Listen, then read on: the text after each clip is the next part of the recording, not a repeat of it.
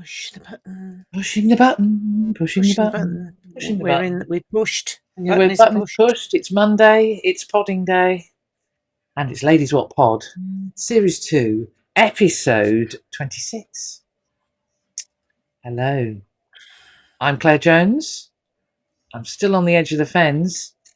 Actually, I'm not talking about my hair. We just had that conversation. Mad, isn't it? Yeah. Yes, and I am one of the club photographers at Saints Cinch Stadium at Franklin's Gardens, and we had a busy day yesterday, didn't we, Liz? We did have, individually and collectively, very busy day. Busy day. So you are Mrs. Saunders? I am Mrs. Saunders. I am Lis Saunders, and I live in South Northamptonshire near Towcester, where it's a very grey day today. We've actually got thin sunshine here. Thin sunshine. You know, that sort of slightly muted, yeah. Fat sunshine is always preferable, but yeah. Best. Well, that's when you say cracking flags, don't you?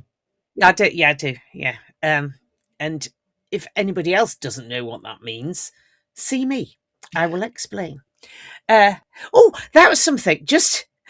So where do I live? I live in South Northamptonshire near Towcester, and I'm chairman of the Saints Supporters Club. Before we go off on a complete tangent, chairman of the Saints Supporters Club and general all-round rugby busybody. And a halo. You'll see me haloing, trying to avoid helping people at all costs whilst being a busybody on a Saturday or a Sunday match day. So Saturday, a friend of mine is originally from Hull, and he was giving me Hull accent lessons so I could surprise Radders by being more Hull than Bradford. Being more Hull. Hull. Yeah. Hull. Road. Hull. So that was quite fun. And they're completely by the by.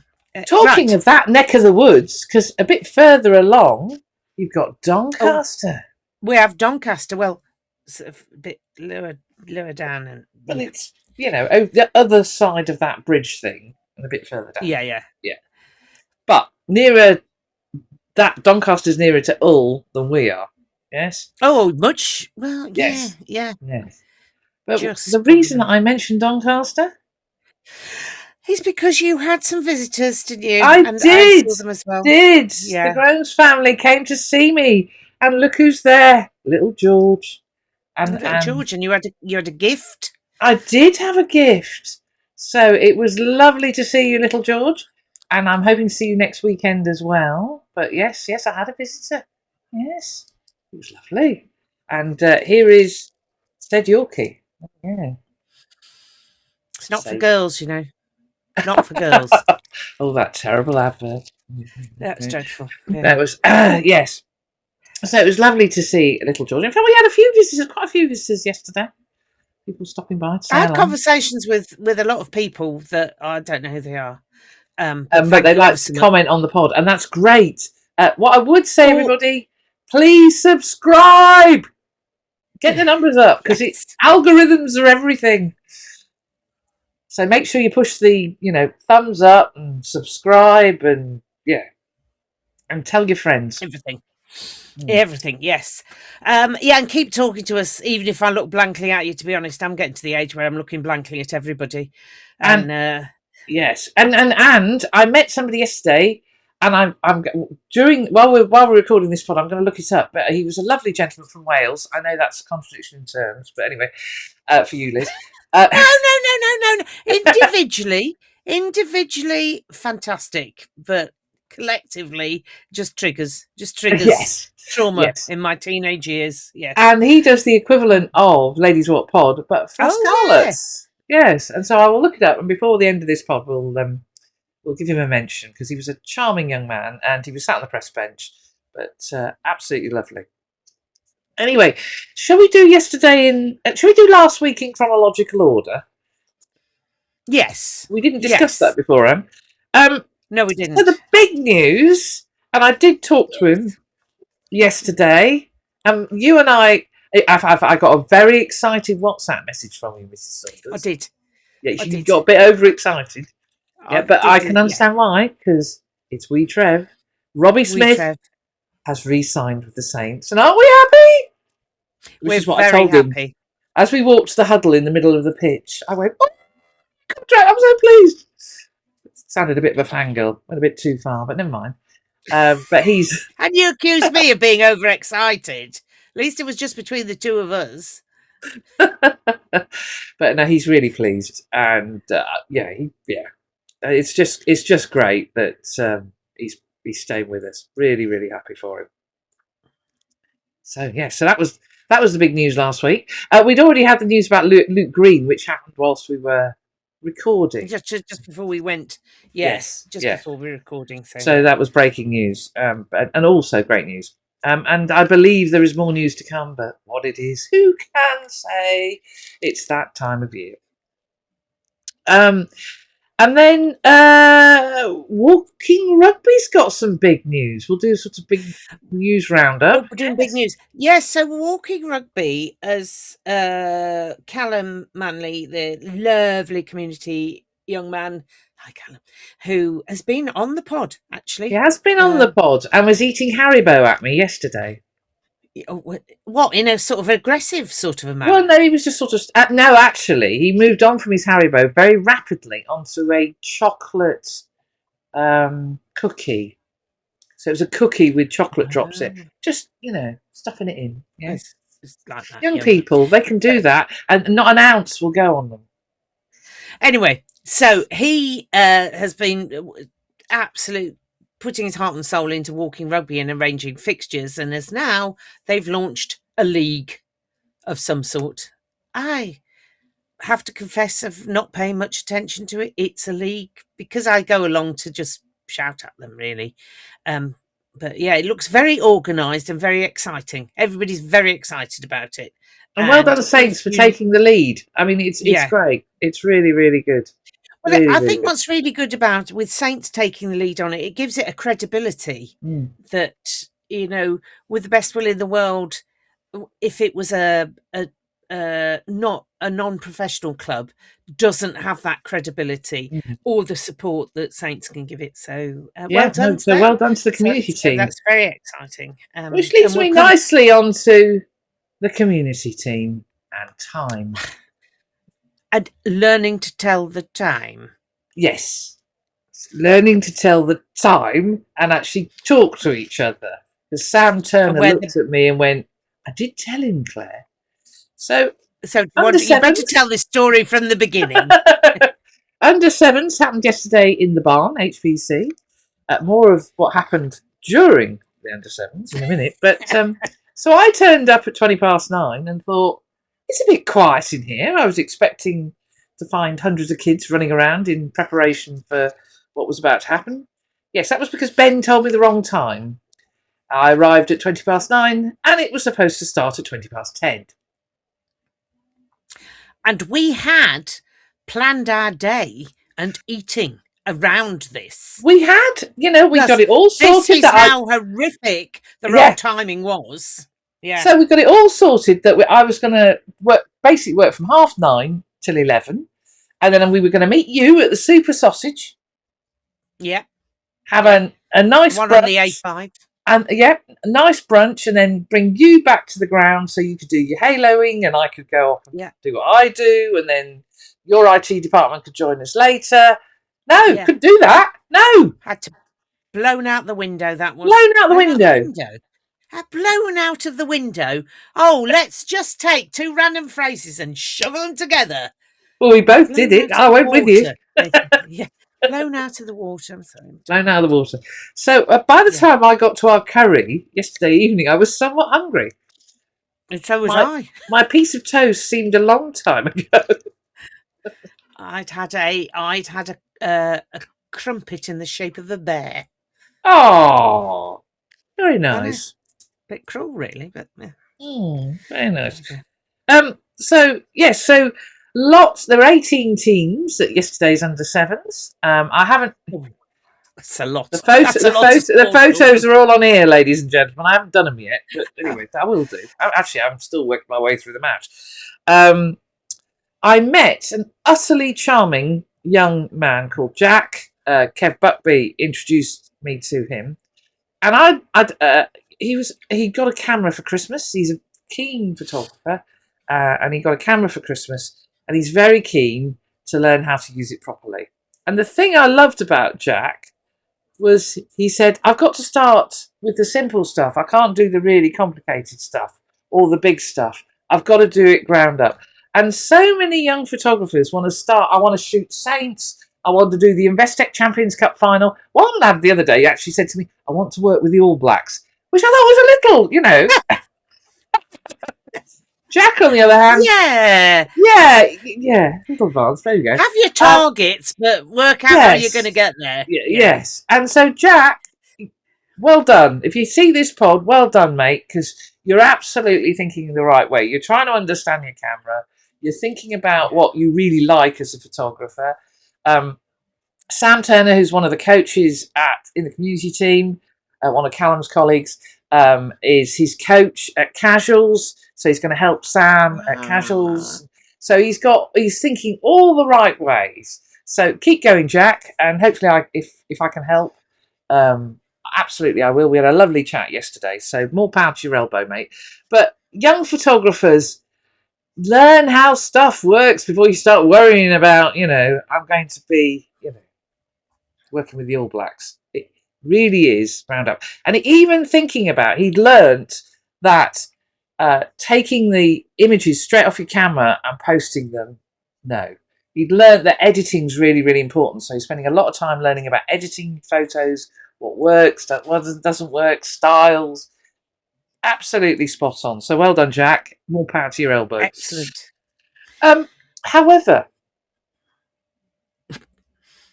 the High Performance Centre is actually where, when the weather's not nice, the players go for their rehab. So when Ben Rhodes appeared, I thought, ooh, I wonder who it is. And lo and behold, there was Hutch and Ferbs, looking somewhat surprised to see hundreds of 7-year-olds. That's a lot of small children. So they ended up at the top corner of the barn. They moved the parents away so they could actually run without causing mayhem. But yes, so they were somewhat surprised. But yes, it was lovely to see them. And and Ben was doing the usual, making them run up and down, and they had stretchy elastic band things to do. Oh, I know, yeah. So but it was the look of surprise when they stepped through the door. And they were just hundreds of kids everywhere. Yes, awesome, and well done to all the under-7s. Good running around, good tagging. Yeah, really good. Yeah. We've leapt ahead there, Mrs. J. You said we're doing it in chronicle order. Oh, I have. I've missed a very important event, haven't I? You've missed two. You've missed two. You've missed the Friday and Saturday. We've just gone. Honestly. I've gone whizzing. So should I start with Friday? Start with Friday, which is now an annual event that seems to be growing with each year that goes by. Yes, absolutely. So here we go, ladies and gentlemen. Oh, my mouse is not responding. So a number of you will have seen photos similar to this. This is the past players' lunch that is happening every year now. The gentleman on the left, Paul Shields, and it happens on behalf of the Benevolent Fund. So the idea is it's a fundraiser for the Benevolent Fund, and it's wonderful to see the returning faces. So the original two were held at the RAC Club in London, but they did a bit of a survey amongst the players, and in actual fact, for a lot of the players, it's really important that they come back to the gardens, which I thought was lovely. There were one or two familiar faces. I did actually have a message from somebody saying, could you tell me who everybody is? And the short answer is no, I couldn't tell you. I could tell you a lot of them are, but I couldn't tell you all of them are. Yeah. But yeah, it's a wonderful event, and every year they just love telling stories. They, it's just brilliant. It really, really is brilliant. And it's an absolute honour. Shieldsy invites me every year. There's a lot of fun and laughter. You can see there's a lot of fun and laughter, and there's a few faces that you might recognize. This photo Okay.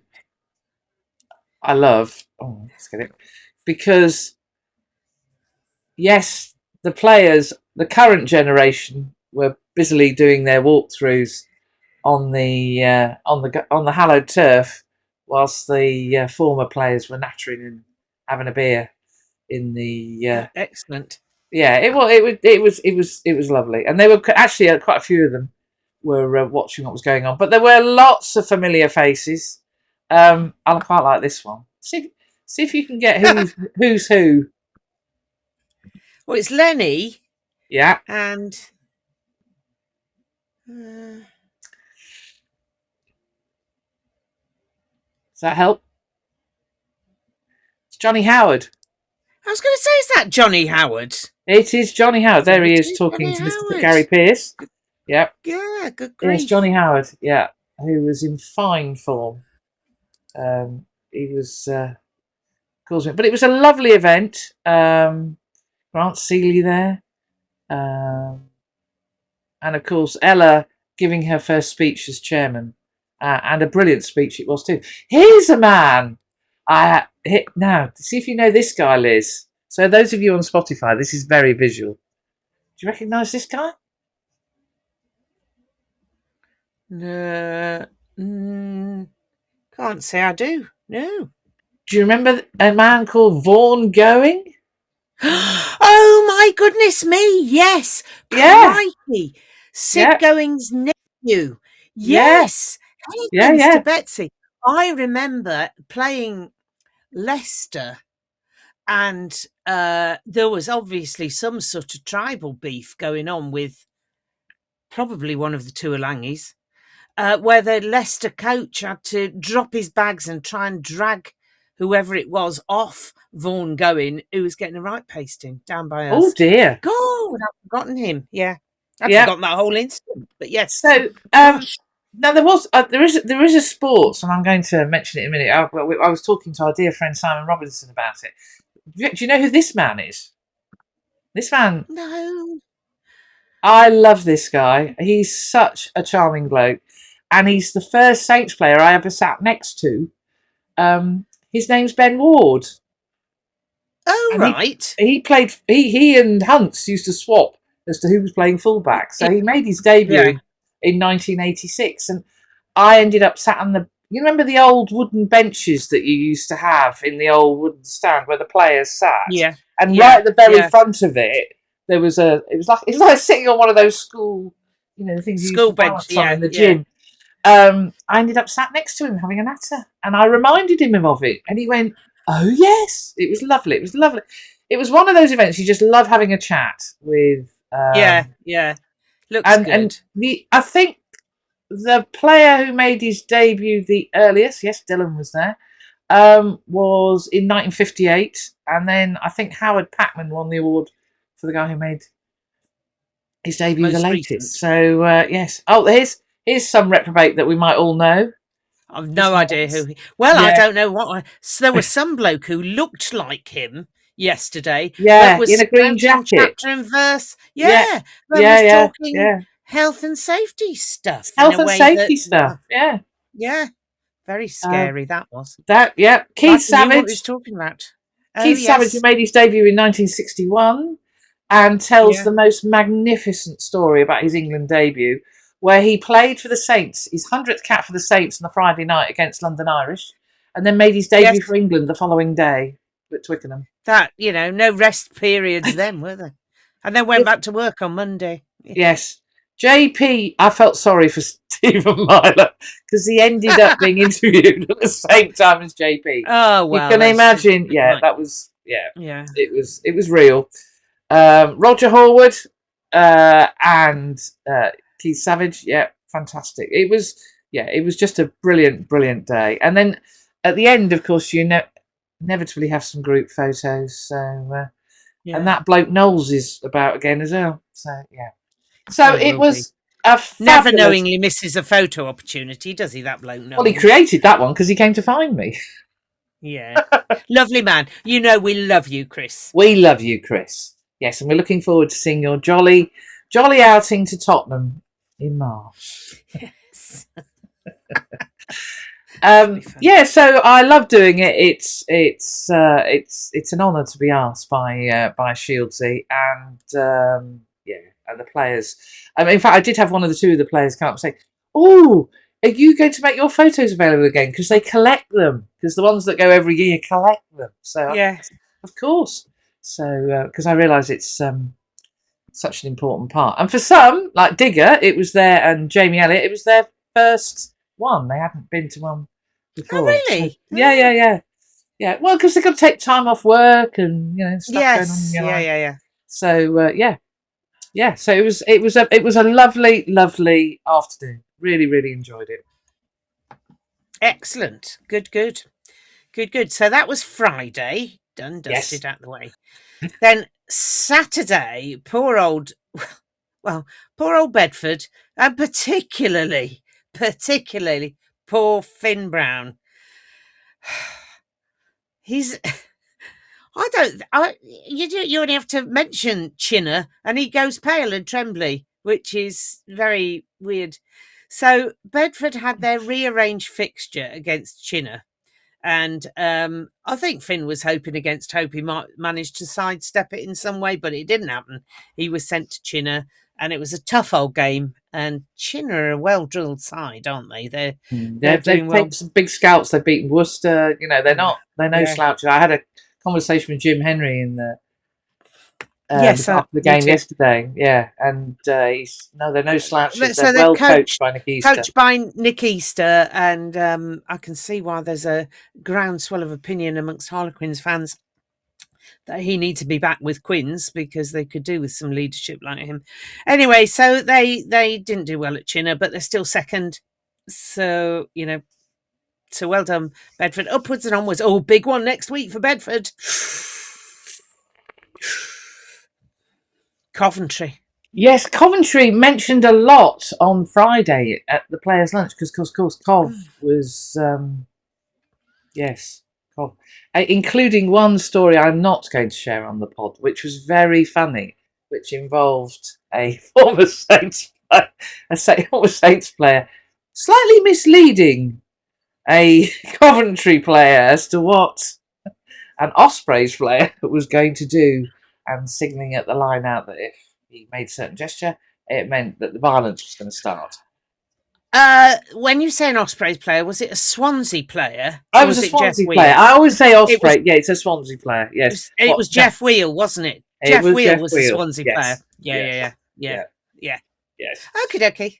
Yes, and the headline in the following day's newspaper was very funny.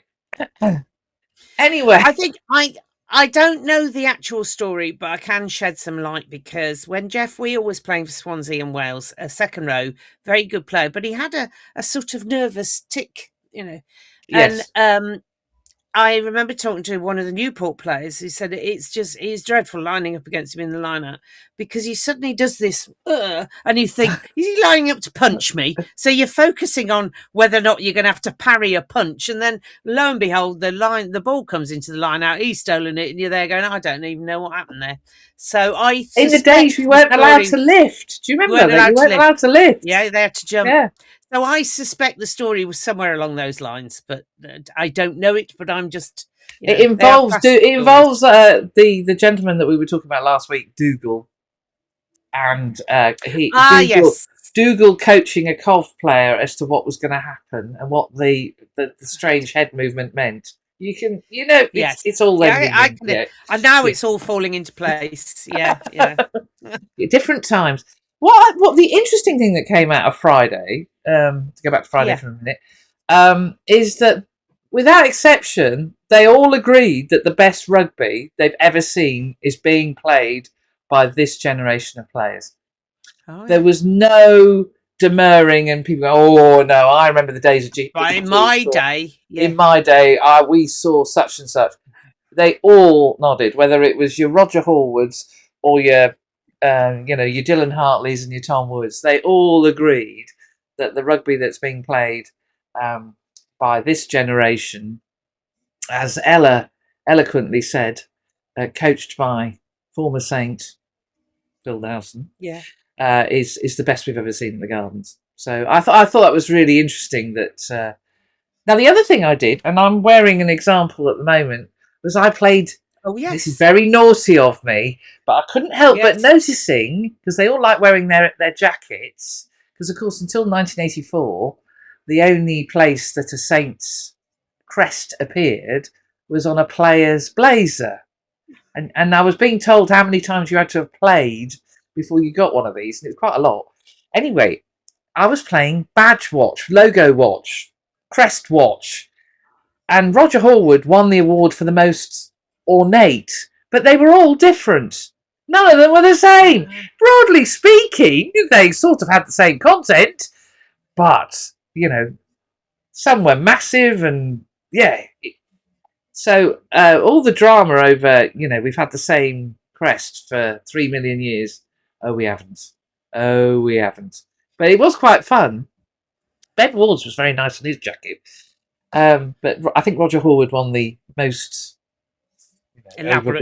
overblown version. Anyway, yes. So Finn, he's still traumatised by his trip to Chinnor. And if you think about it, he went from Chinnor to Bordeaux, because he was in Bordeaux last week, back to Chinnor. That's quite a journey, really, isn't it?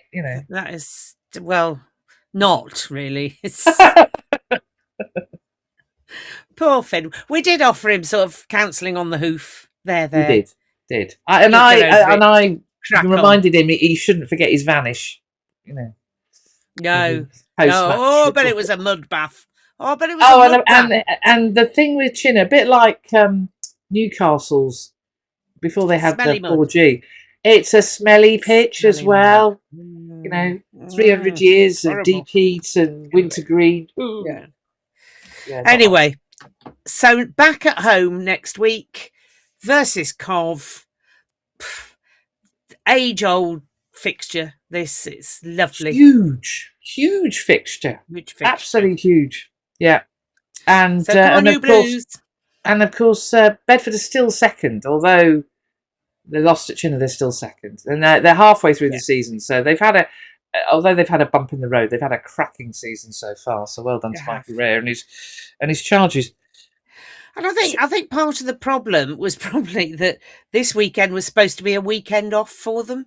Yes. And then suddenly they've got to refocus their minds, and some people were on holiday, so presumably couldn't refocus anything, or they've had to give up their holiday to do it. So not an easy one, but it is there. It's done now. You don't have to go to Chinnor again till next season. Finn Brown. Oh, bless. So then I think we can talk about the main event now, shall we? I think we can now. Yes. Yeah, I think, yeah. So final round of group matches in the Investec Champions Cup, and Saints were playing Scarlets. Scarlets have had a pretty rough time of it, and they've also, as we were talking before, they got a new coach, interim director of rugby, Nigel Davis, and Nigel is well known to watchers of rugby. So a lot of upheaval, a lot of uncertainty, and I think Scarlets were a dangerous bunch. They had nothing really to play for. I think they also had nothing to lose, though, didn't they? But they also had nothing to lose, and so they could really go for it. And fair dues, they did. They brought a fantastic contingent of supporters, and actually, as I said to somebody in the changing room, they always do. They've always brought a lot of support. They like, and the matches between Saints and Scarlets go way back when Graham was giving the statistics in his X. 1906 was the first one. Yeah. So my IT department was trotting out these stats, and I just went, "You've been listening to Graham. You were listening to Graham on the way in, weren't you?" So I had to confess, yes. He'd done no research of his own apart from listening to Graham. So I said, "Oh yes." I said, and Easter tours to Wales, Saints would have played clearly. I have to say, you couldn't move at Easter in Wales for visiting rugby teams, it would appear. They're trying to escape home. Yes.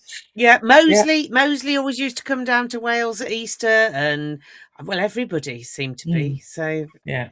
And a bit like Keith Savage in his international debut, they weren't playing a game a week. They were playing a game every day for 4 days, and what was left of them came home again. Yeah, I mean, Lenny Newman talks about tours where, you know, after the third match you weren't, you know, I don't know how. But to be fair, the Welsh teams equally were hosting people, so they didn't. It was like, you know, Newport would play. The Barbarians as well would be doing stuff down there. So they always started their Easter with a fixture against Penarth, bizarrely, and then they'd play Newport, and then Newport play Moseley the next day, and it was sort of, it wasn't, and then play probably somebody else on Easter Monday. So it was fantastic that you could just watch wall-to-wall rugby, but yeah, nobody had a rest. Yes. Amazing Good times. So the weather was a bit, I called it Dreich, you called it Welsh, but it was drizzly and misty, and it never quite. Well, it did at the very end. It started raining properly. It did rain at the end. But throughout, it was just very damp and greasy, and where the conditions make the ball like a bar of soap. Really, it was one of those where you stand there and think it's not actually raining, but I'm getting wet. I don't understand this. Yeah, it was very old weather, and it was very dark. That was the it's very, very, very dark. But being the Investec Champions Cup, of course, we had goodies in the changing room. No, in the press room. Now, more of that later. Here we go. The biscuits. Is that the one that's broken in half? That's the one that's. Actually, I'm not sure it is. It could be me. I think it's got a crack in it. Oh no, it's lost its legs. There we go. So that one's lost its legs, but actually, more tragically, those of you on Spotify, this is bad. This one is horrific. We've had a decapitation, ladies. On the plus side, all the calories will have leaked out, so we can eat them. They have come out through this corner here. But the bad news is we're going to have to eat these, Liz, because they run out on the 5th of March. I hope I don't see these in the round of 16. The only reason why we haven't eaten them is you forgot to give me mine. So otherwise, that's true. But don't worry. You can have the nice one. I'll have the one in bits. Yes. I don't mind. Now the other thing we had, and we need to talk about Dazzle rejection. The Dazzles, each time we meet them, they get an upgrade. So we've got a new version of the Dazzle. Here we go. He's got a scarf. This is getting. Fall off, aren't you? Yeah, you're all going to fall off. Oh yeah, you've all fallen off. So this was the scarfless Dazzle. Yeah. Not impressed. Yeah, there he is with his scarf. But so I'm going. The player of the match one, as I showed last time, has a sort of silver and made of material, and it's velcroed together. This is glued, unsurprisingly. It's velcroed together, and yesterday's player of the match, who was Edo Starro, Miles Harrison. We'll be talking about you in a minute. Edo rejected, having held up his Dazzle as for his, his player of the match photo, rejected it. And so Liz Tyler was wandering around. If you see all the interviews with Dowse, with Graham, whoever, all the photographs, Liz has got a Dazzle. She's wandering around with this rejected Dazzle. But we can reveal, ladies and gentlemen, where that Dazzle is going to go, because it's gone to a good home. A proper home. Somebody who will love him properly. Yeah, rejected Dazzles. Speak to him and love him. Well. Yeah. Kev Buckby's mum. Yeah. Yeah. Home for rejected Dazzles. Home for rejected Dazzles and other such memorabilia. Now, what Kev did say as a part is we're going to have sheep news very soon. So watch this space, everybody. We have sheep news. They're all talking We've got nicely. Dazzle That's probably news, not, but yes. So the not projected the right Dazzle. term to Don't be worry, speaking. everybody. He's gone to a good home. Yeah. Yeah. And to be honest, he's other Dazzles who've not been rejected have suffered worse fates by being shoved down people's shorts and then taken over the dog. So, you know. Well, yes, and some live in back bedrooms that their brothers used to sleep in, and now on their own. Anyway, the match. So well, can I just say, before the game, when I was doing my haloing and flitting around, being a social, somebody described, look at her, she's been like a socialite. I was in my head, I'm a social butterfly. Not really. So, but I had a quick chat with Elliot to say how sad we were that it was going, but we perfectly understood. And he's absolutely delightful wife, and I got to cuddle with the baby girl as well, and it was Otto's birthday, and what a 3. I know it's 3. How is Otto 3? I don't know how Otto's become 3, but I really don't know after that incident in the changing room, really. But yeah, absolutely lovely family, delightful family, and well, yeah, we're going to miss them. We are going to miss them, and I think they're going to miss us too. So, but good. So we've got to make the most of them all while they're still with us. Yeah, no. At my IT department, while he was haloing.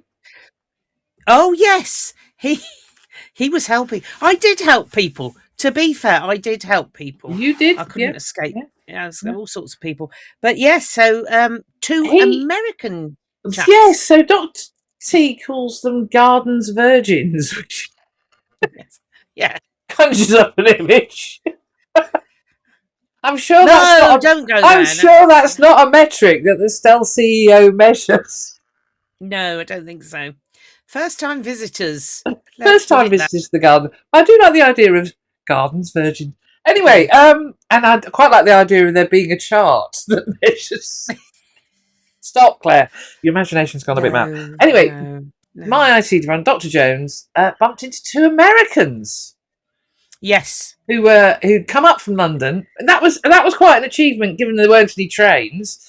But they had come up from London, and the previous day, they'd been to the Tottenham Hotspur Stadium.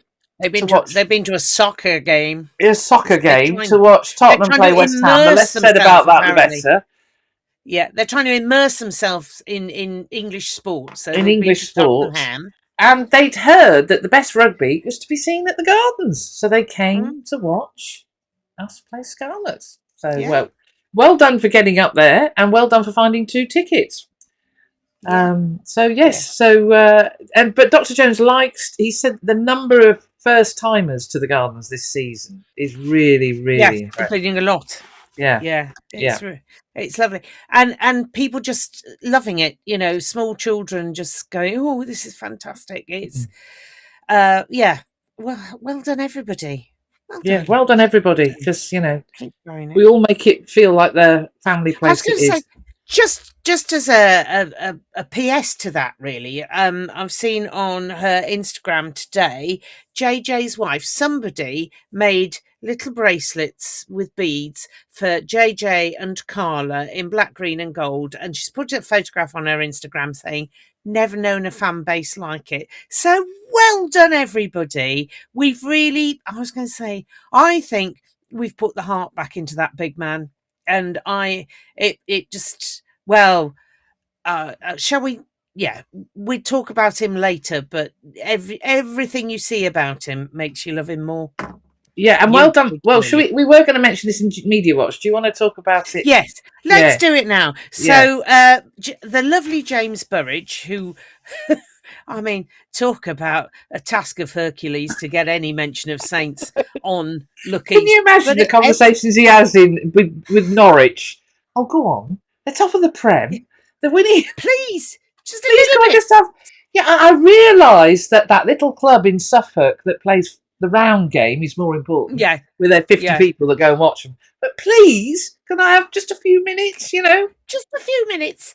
So so they did an article on JJ and well, just on JJ really, but about everything. And Towcester got a big mention because I still love this. This is why we love him. I mean, he's rediscovered his love of rugby, playing for us, but also he's living out near Towcester, turned up at Towcestrians and said, would it be all right if I came and coached? And they went, yeah, pop along whenever you want. He has not missed a week. He is there every Tuesday doing the coaching. So they're in love with him. You know, everybody, it seems, who comes into his orbit just goes, you are amazing and huge. Huge, man. His comment that the Towcester guys play for the love. Yes, play for the love. They're not paid, and they come after work, and it's just, and that, again, we've all helped him remember why he plays rugby. And and he's, the other comment he made was, I think it might be quite frightening for people when I run at them. You think? Do you think? Really, JJ? So bless him. So just carry on being you, JJ, because we are just loving you so much. He's a wonderful, wonderful player, and it's wonderful to see that he's found his love for this, for his sport. I mean, because his story, And I thought I was tall at 6 foot. His mum's 6'3". 3, yeah. Wow. So and his dad was a wrestler. Doesn't show, does it? so back to the game. He likes anyway. a steak. Yes. Local butchers are very well. There's one in Greens Norton that's very happy about that, I imagine. I would imagine a very good butcher, but don't all go there because So go there. Sorry, Julian. Everybody go. Everybody in Greens Norton and environs go there. Yes. Yeah. The match. We're not going to dwell too much on the match, because it was one of those we never quite got out of third gear. Scarlets, as we said, went for it. I think the exception to that is we have a 19-year-old who is the most extraordinary talent. Yeah. He is.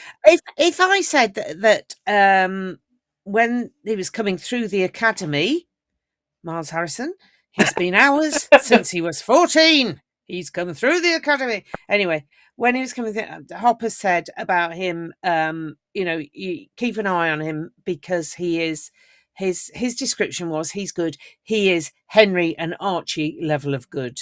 And Phil Dowson described him as the Italian Henry Pollock. In his interview yesterday, which is on YouTube, ladies and gentlemen. More of that in a minute. But yes, the Italian Henry Pollock. Yeah, and certainly he is, and his attitude is very Henry-like as well. It's like, I am just having the best life. La Dolce Vita is certainly writ large through Edo. So, he's just a fantastic, lovely young man and fantastic player.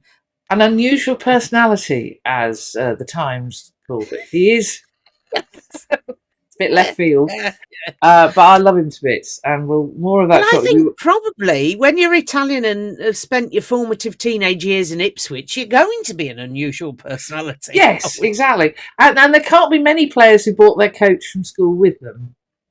Yes, Charlie Reid. So the match, I think, was notable because obviously Edo was playing, some wonderful rugby, but it was also notable because I was really, really chuffed to see Ollie Slightholme score. Oh yes, yeah. But it was the manner of his scoring that was. I was going to say score in an Ollie Slightholme way as well. It wasn't just a shoe in; he had to do some work. And I think we'd all got a bit worried that Ollie had lost his confidence to back himself and has been chipping ahead and not just pinning his ears back, putting his head down and going. And he did this time, and it was a classic. Oh, don't he look like his dad? A classic Ollie Slightholme. Those of you on Spotify were looking at a picture of Ollie running straight through 3 defenders and backing himself to score. Yeah. It's fantastic. Absolutely brilliant. And I was so pleased. And he aimed for the hat because he's a good lad.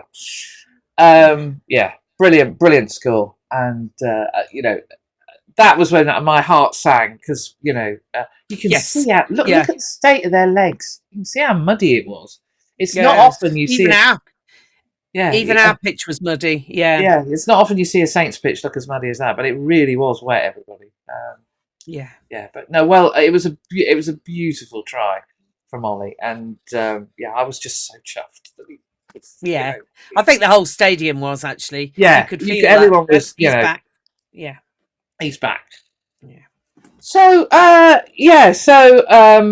and Scarlets gave us a bit of a scare. They came back. They weren't going to hang around. They got a try bonus point. It doesn't mean anything for them. Well, it does, because when you're trying to build confidence in a team, and I think Sam Costello, it looks like he made a big difference having come back from injury. So we wish them well in the URC, and we wish them well with whatever Welsh rugby is up to. I mean, they're poor supporters.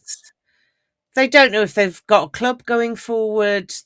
And this is not being destroyed by asset strippers and ridiculous financial backing. This is going to be by their own rugby union, which is madness, utterly madness, and already all but killed Welsh rugby anyway. And it's bonkers, absolutely bonkers, utterly bonkers. So well done to the Scarlet supporters who sang their hearts out. It was noticed. In fact, Dow's made reference to it in his interview, but I spoke to Finn Smith, and he went, I did love the singing from the away support. And we've said this, when you get away supporters who sing, and it really does make a massive difference to the atmosphere in the ground. Yeah. So congratulations to the Scarlet supporters, because, bottom of the URC, nothing really, brilliant, utterly brilliant. I think they're in the Challenge Cup because Poe came bottom. Am I right? Yeah. We need to check that. But either way, they might well be. Yeah, either way. Champions Cup. Here we go. No, they finished bottom. Poe are in the Challenge. They finished. Poe went. Okay. Yeah. So it really is, URC or bust. Poe, who were leading with 10 minutes to go quite comfortably and managed to blow it. I'm out goal, bless. So we need to come up with the Ladies Wot Pod player of the match, Mrs. Saunders. We do. Yes, we do. Sorry, I was just looking at messages, trying to work out what it meant.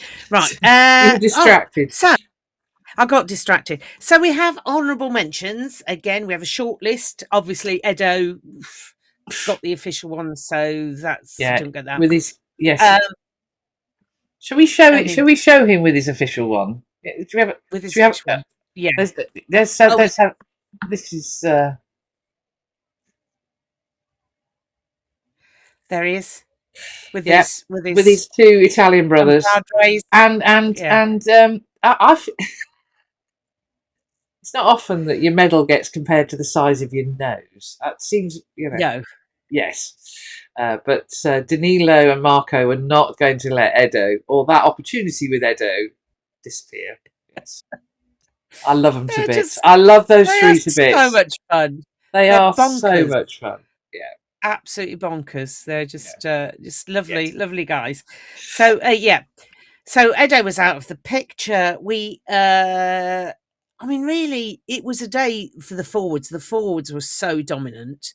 Henry was being a blessed nuisance, albeit he wasn't. He made a couple of breakaways, but he was doing the hard yards and impressively. So for those who say he never does anything, watch that game and see every breakdown. Thank you. Coffee time. Coffee time. Every breakdown. Who's been involved is HP is there, being a blessed nuisance and harrying and fantastic. JJ, just for being JJ and running at people that almost must cause a score on the Richter scale, I would have felt. Some of those collisions. But for me, it had to come from the front row, and after last week's performance when he came on and properly steadied the ship, and then this week was just bending them to his will and chucking Henry Thomas out to the get up, give some flying lessons. Leave my mate alone.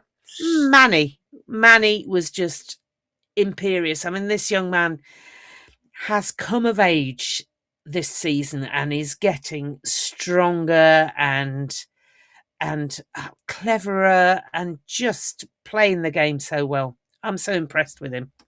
Yeah. Basildon's finest. Yeah. So, young Manny, you are the Ladies Wot Pod player of the match. Yeah. But.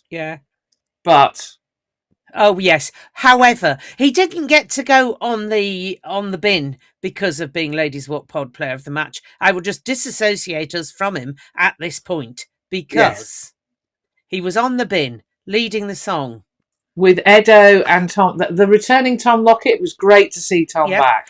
Lovely to see Tom back. Some really good carries from young Tom. Yeah, really good to see him back. However, it was really Manny who decided to get stuck into leading the Shoe Army song. And he was going for it. You can see, ladies and gentlemen, those of you on Spotify, a bit of a visual one again. He was really, really going for it. And then...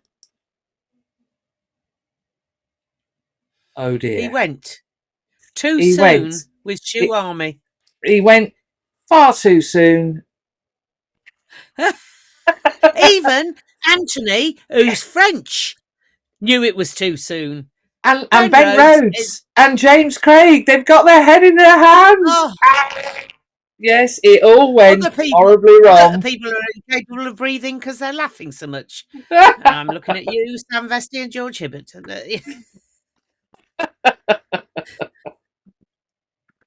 Oops. Yes. Ooh. Anyway. His moment of glory. And he managed to snatch defeat.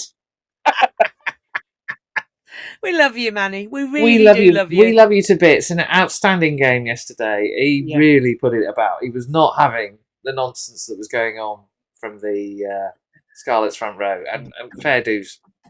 Fair dues. And Douse made reference to the fact that they, after what had happened the previous week, they really put their, stamp on the pitch. So the scrum was singing. I think Jacko would have been a very happy man. It was magnificent, absolutely magnificent. It was absolutely magnificent, rock solid, and there was stuff going on there, I'm sure, that shouldn't have been. But hey, we got away with it this week. Anyway, yes. So, so home for tea and medals, 5 points, second place, and we will be facing Towcester in round 16. Towcester, who beat Munster at Thomond Park. Yeah, but Munster, Munster. They were on their uppers anyway. It was last ditch saloon for them, wasn't it? So it was, and it was not a good performance from Munster. Not a good performance at all. I did actually catch some of it. Very, very poor. But we thought we'd talk about some of the other results because there were some unusual ones. One in particular. Yeah. Queens. Queens. So those of us who went to La Rochelle will remember.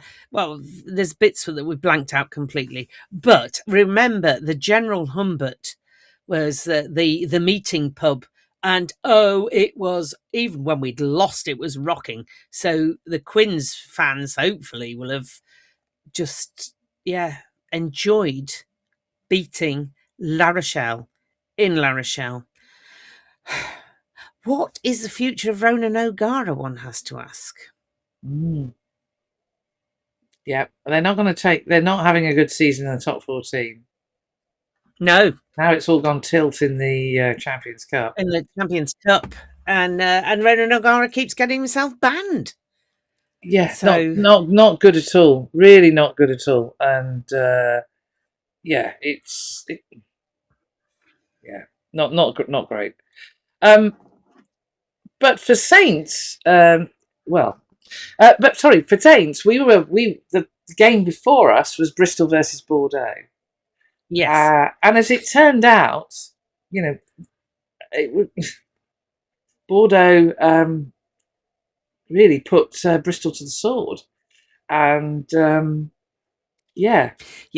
naive play on the part of Bristol.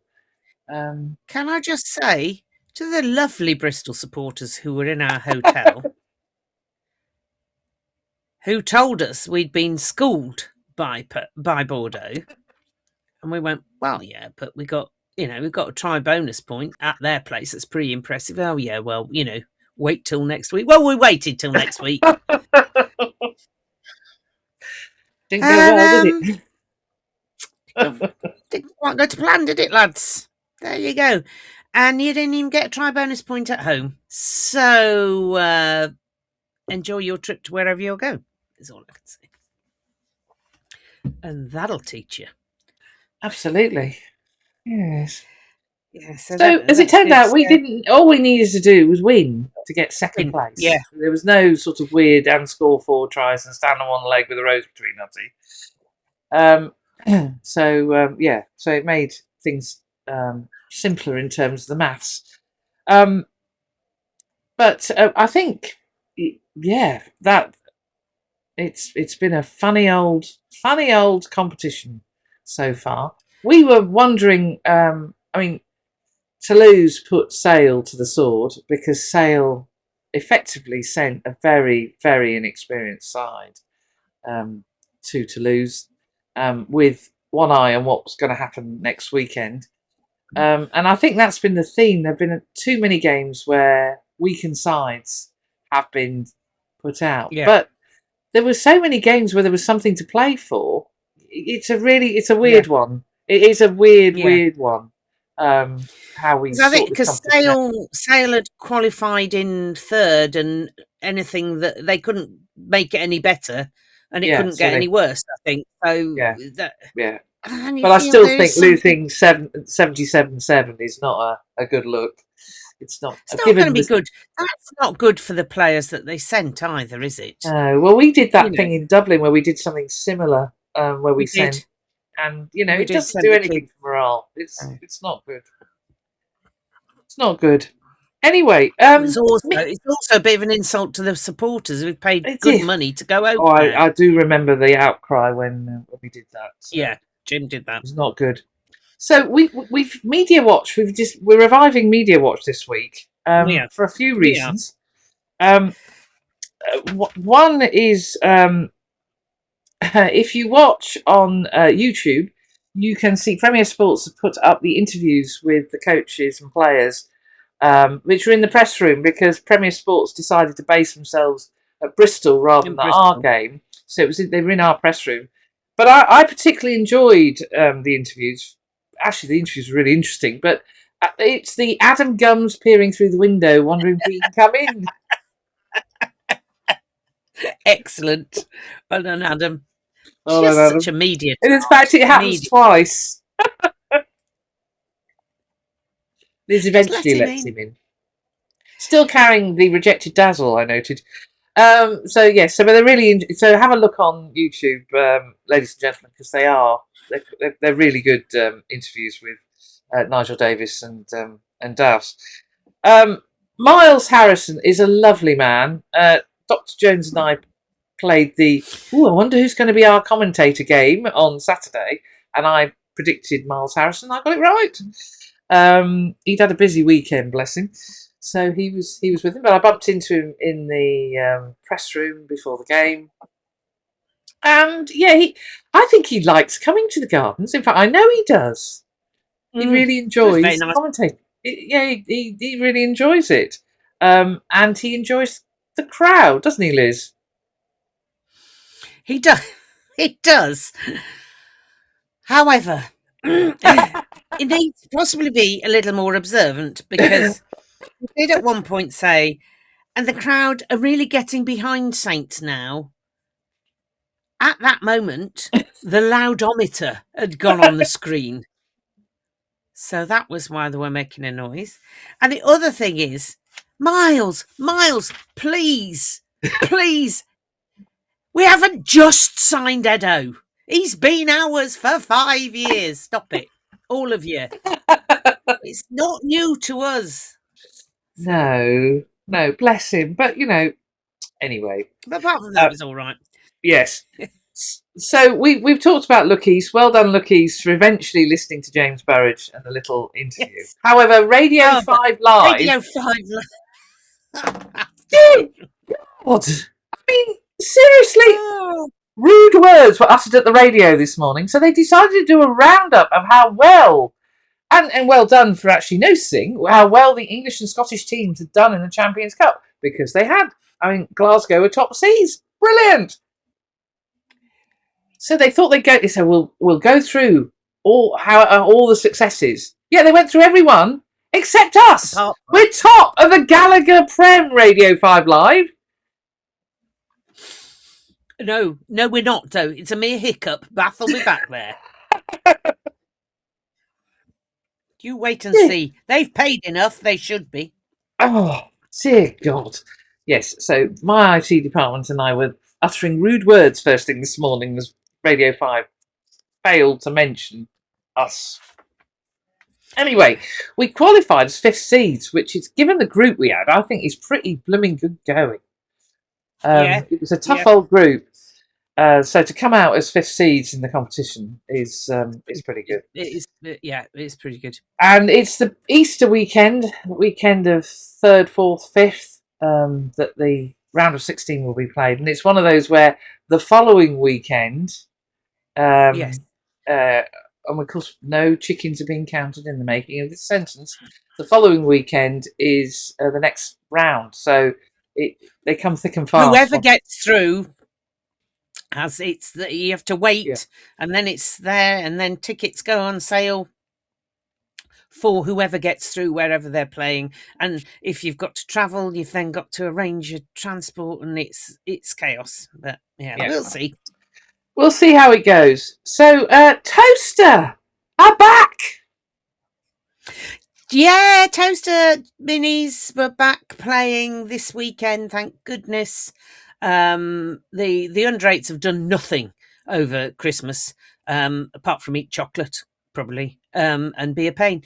But the under-11s, they'd arranged training sessions in Spon Sports Hall, which was pretty good. So, and very kindly let an under-8 join them last week, which was very good for them. But they were back playing against Bugbrook. One, of course, was at Bugbrook, and the other one was at Towcester, because life is never easy. So and we have 2 videos because the International Man of Mystery agreed to go to talk to the press this week, and there's very good reasons, and you will see why. There we go. So we're here with the International Man of Mystery, who's agreed to go on camera today. So back to rugby for the first time for weeks and weeks for you, isn't it? 6 weeks or so. And what did you do today? Scored 4 tries. You did 4 tries, didn't you? Got 6 tags. 6 tags. 4 tries, 6 tags. And why did you achieve that so well, do you think? Was it because you paid attention for the whole game? It's because I paid attention for the whole game. And that's how it works. Simple as that. Okay. All right, so here I am with Harry, who's first time back playing rugby for 6 weeks. Yeah. And how did it go? Talk me through. Who were you playing? We played Bugbrook and we did a quick training game. We were all right. It was just against ourselves, and then we played one game and we did lose. I think the score was 40-45. Oh, close then. Yeah. And when I came on, because I didn't start, I was a sub. I came on and I ran the whole pitch, but almost scored. Almost scored. They got me a few inches away, and then they did score. And it was a pretty good game, back and forth. Were you pleased to be back? Yes, I did some good tackles. I'm very muddy now. Good. And when you ran nearly full length pitch and just got pulled down just short, did you put somebody away to score? Yes. And who was that? I think it was... I can't remember his name. We're good friends. Oh, good. That good friends. Excellent. So next week, is it just training next week? I don't know. No, we're playing another game at home though. Excellent. Well done. Thank you very much, Harry. Yes, it was fun, but hard.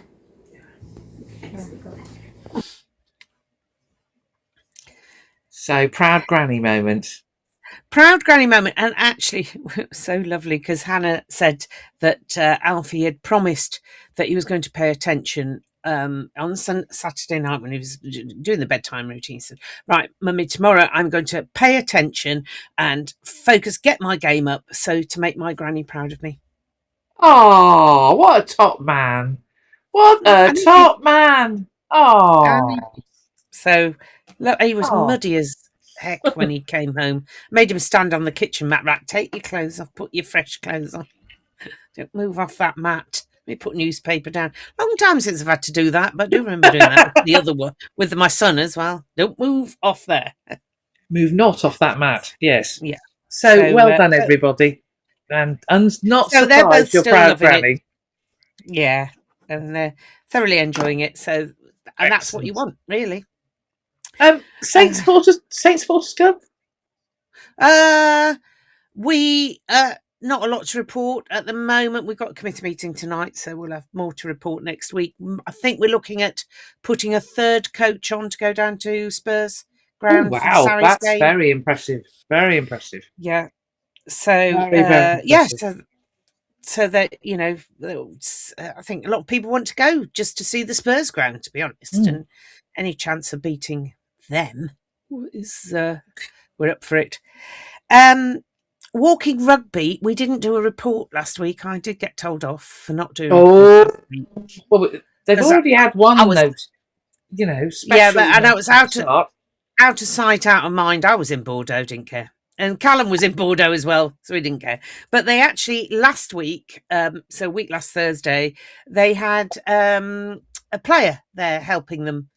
Emeka was went and got some experience of walking rugby, so that was really good. Excellent. And this week they discussed tactics at one point. It'll never catch on. So there was a lot of to and fro, and tries were scored. And yes, Darren, you did 3 tries, and only one of them was walking. So there you are. You get your mensch. It was good fun this week. I did have to go and shout at them a bit, but excellent. So it's a busy week this week. And just to remind anybody, walking rugby, anyone is welcome. Any ability, just come and give it a go. If it's not for you, it's not for you. But until you try it, you don't know. So 5:30 in the barn on a Thursday. Pop down, you get a free taster session, and then you sign up, and it's not very. Well, there you go, ladies and gentlemen. There you go. Yeah. Now, this week is busy. We're I'm training tomorrow. Because we've got the build up to the return of the Gallagher Prem. For those of you asking, yes, we actually announced this on the pod several weeks ago. So, you know, where were you? Yes, the England internationals will be available for selection, which is great news. And we're off to the Corpac Stadium, is it? Whatever it's called this week. The whatever it's called under the M60. Yeah. For Sale Sharks away. And yes, I'm going up on Friday because we're going to do a couple of cathedral visits. Very exciting. And the match is tea time on Saturday. So and then we're back into the Prem Rugby Cup season. So it's So this is a one-off before they head off for the Six. Isn't it? They head off for the Six Nations, weird. Or they have a rest. Yeah. So I'm planning to go to Bedford, watch Cov. Bedford. There we go. So yeah. So we're not quite back at the PWR returning yet. That's no, but it's not far off now, is it? It's a couple of weeks away, but yeah. So Bedford playing Cov, Saints playing Sale, and there's a lot of talk about Sale resting players. Well, if you think about it, we had a few players who put their pins up. Yeah, we did. Likes of Colsey and TP. So it'll be interesting to see the team selection. That Anthony Bellows still playing with. I'm just Gritted teeth. just thinking about it. Well, oh gosh, well done. Seriously, well done, mate. And he's playing really well. So so we're all off up north, and we gave him a new word. Oh yes, you did. Yes, and the new word was bamboozle. Yeah. And it bamboozle. So tried it out. Yeah, bamboozle. Can say that with no teeth. That's good. And I said, and it means, I said, you know, when we played Harlequins and Mitch did that thing when he ran round and round and nobody knew what he was doing, he bamboozled the opposition by doing that. Right. So everybody's got to say bamboozle to Tony if they see him. Yeah. So we played some scintillating rugby and now we're bamboozling the opposition. Yeah. Very good. Very good. So, ladies and gentlemen, I think that was episode 26 in series 2 of Ladies Wot Pod. Oh, I know what I didn't do.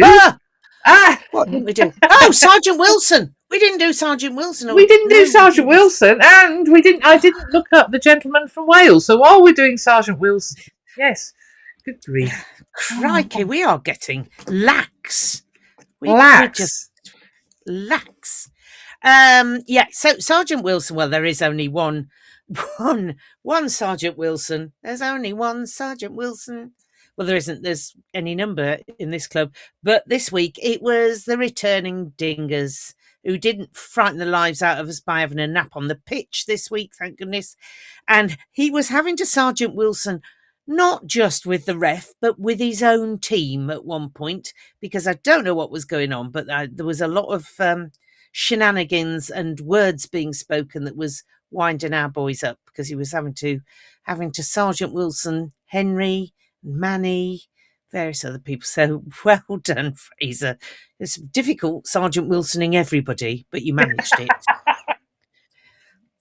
Yes, he did. He was like a spinning top. So well done, Dingers. Top work. The podcast, the equivalent of the Ladies Wot Pod, and the gentleman I met him in the press room. He's absolutely lovely. It's called Saucepans and Sidesteps, and it's about and it's about Scarlets. So. And give them a listen. I'm sure they need Welsh rugby needs all the help it can get at the moment. So everybody give them a shout and give them a hug, because they do need help. I think now we can say. I think now we're done. I think we're done. I think we've done double done. Episode 26 of the Ladies Wot Pod Series 2. Have a lovely week, everybody. And we'll see you next week for more fun and frolics. See you next week. Bye now. Bye.